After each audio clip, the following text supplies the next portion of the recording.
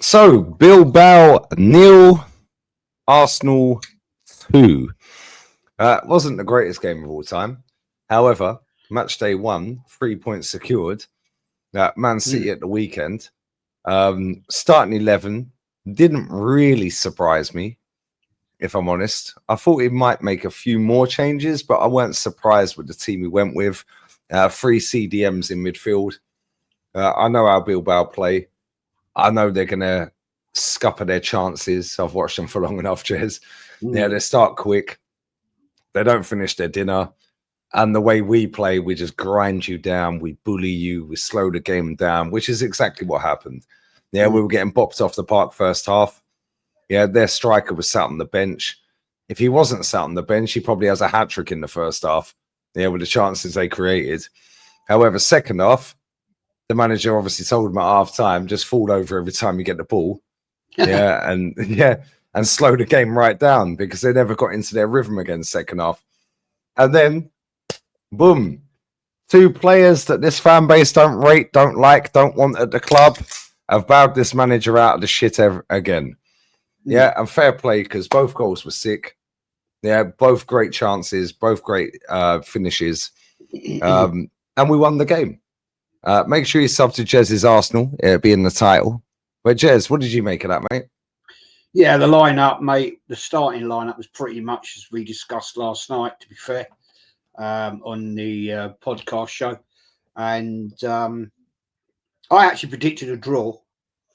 I think I'm right in saying last night, and I was expecting a ball fest. It wasn't a great display, but it's the Champions League, away from home.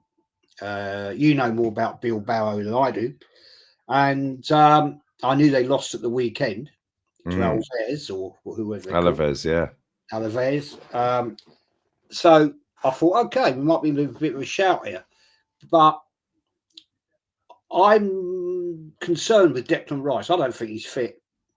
He looked out of sorts today. Not a great performance from him at all. And as you just said, Madueke, technically quick.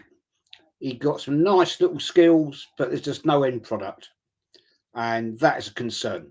I was warned of this when we got him in the summertime by a few of my Chelsea friends that I know, and they said he's fast, he's technically good, but he just don't do anything at the end of it. I don't get it. He tries to go to that goal line all the time. Doesn't pass it early enough for me, unfortunately. But hey, maybe our great coach, the world's best coach, I'm told now, will get him going. You know, the world's best coach, you know. Wow. You know, that's apparently what AFTV old Ty thinks. He's the best in the world. Yeah, I don't know. Maybe check what's in that water bottle, Jez. Yeah. Wasn't it? Who was it? It's probably fucking Terps. No. There's somebody on your channel. Oh, God, what was his name? Don't matter. Anyway, I mean, get back to the point, mate. Yeah, brought on 2 subs. I'll give him credit for that, Arteta. He did bring on 2 subs at the right time. Martinelli comes on, 35 seconds later, scores a goal. Very well done indeed. Goalkeeper totally fucked that up, letting it go under his body. But well played. Can't deny him for that. And then Trossard, you know, when he took Grokeres off for Trossard, I thought, oh dear, what's happening here? Maybe it was because of that nasty injury on the back of his head. That's how I've No, you just don't rate him, Jez. Well, yeah, you could be right. I mean, You've done the same with Eze. True. I'm sorry to cut in as well because I know it's your fan cam. My chat was lighting up at half time saying, Lee, did you see the manager screaming and shouting at Eze to hug the touchline and stop cutting inside? I didn't see that because I'm watching on mute. I didn't see that. But the whole chat was lighting up saying he was screaming at Eze, hold the touchline, hug the touchline, don't cut inside, don't cut inside. Why? The point of that. I was watching you all watch along. I was watching you and Ola, and I I did have the commentary on the TV, obviously, but I didn't realise that. But why would you do that with a player? He's explosive, his pace is unreal. Why would you do that? And now this is the case in point here, right now. Right here, you just summed it up to me, right? You've got a manager who's got his player in, right? Whether he likes it or not, he's got massive talent. He's one for the future. And already he's trying to take his natural skills out of him. And this is what this manager does. Now, I'll give him credit today. Good win, 2-0 away. Champions League. Thank you very much indeed. I'm happy. Yep. Right? I'm happy. But to put it into a balanced opinion, this manager got lucky today. That was a pretty shit first half from Arsenal. We could have been in the crap. Really, it was slack. It was slow, and I've been blaming that for Odegaard for a while now. But today, Declan Rice, I thought was bloody awful. He was awful. Yeah, he was terrible. I thought he was blowing after 15 minutes. Yeah, he doesn't look fit. He don't look fit to me. And you know, Gabriel, great to see him as captain. He was talking to the players. He was actually giving them some bullshit. Well, not bullshit, but some bollockings. And that's what I want to see out of a captain. Proper captain material there. And I'd rather he stays as captain, to be quite fair to you, but he won't. We know that. But at the end of the day, you know, the manager, once again, we see it. He's trying to negate players. I've said this to you before, Lee. Right? He's like a bloody jockey that's holding back a prime racehorse. He don't let them go. He don't want to let them have their heads and run. It's not good. It's not good. And I'll tell you what. I'll tell you right now. Yeah, if he does that against Man City, I know Man City aren't at their best at the moment. We're in deep shit at the weekend because they're going to come to the Emirates, mate, and they're going to want revenge for last season. They don't like losing 5-1 to anyone. And, you know, that's a big problem. So, if he don't get it right against Man City, everything he's won today will be straight out the toilet. Fact. Because at the end of the day, I will give him credit today. 2 good substitutions. You can't knock it. Yeah, he scored the goals.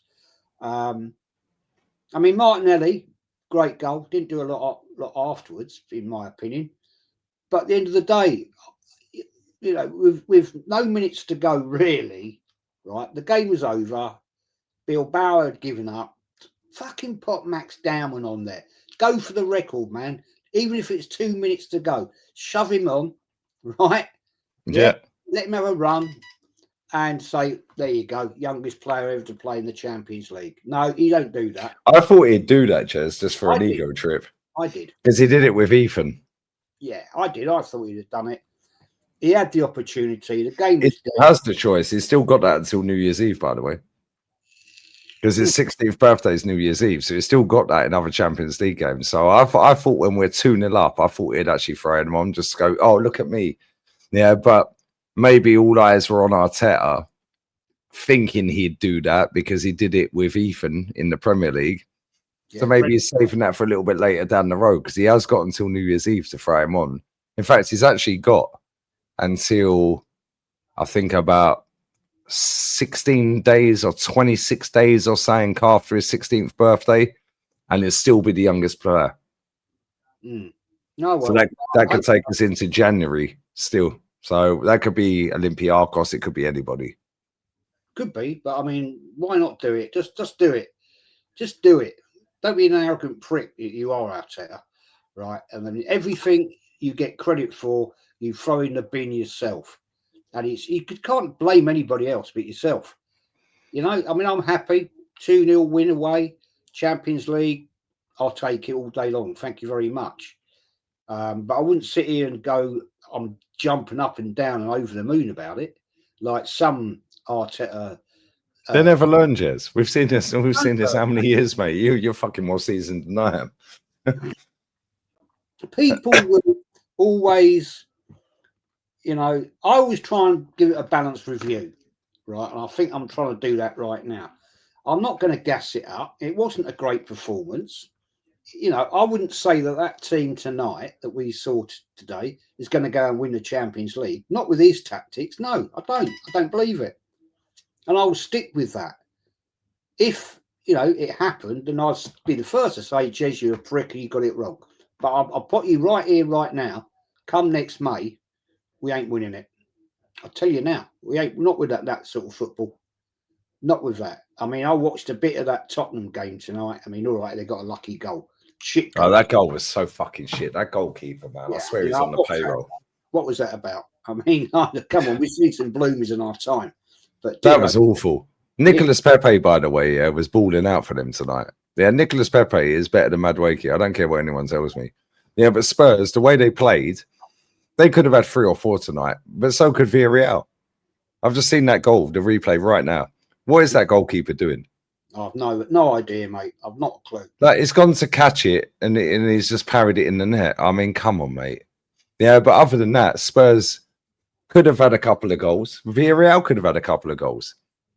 Yeah, but at the same time, Jez, yeah, the best team I've seen in Europe this season by a country fucking mile is Barcelona.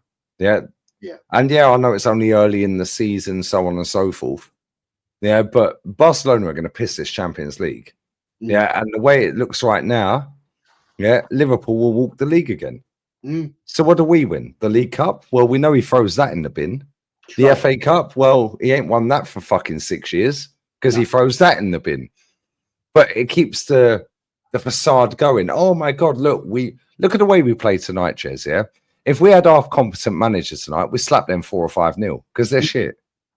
Yeah, but it was it's all a facade. It's look at us, we're bullying and we're grinding them down. We held in. It was a hard fought victory.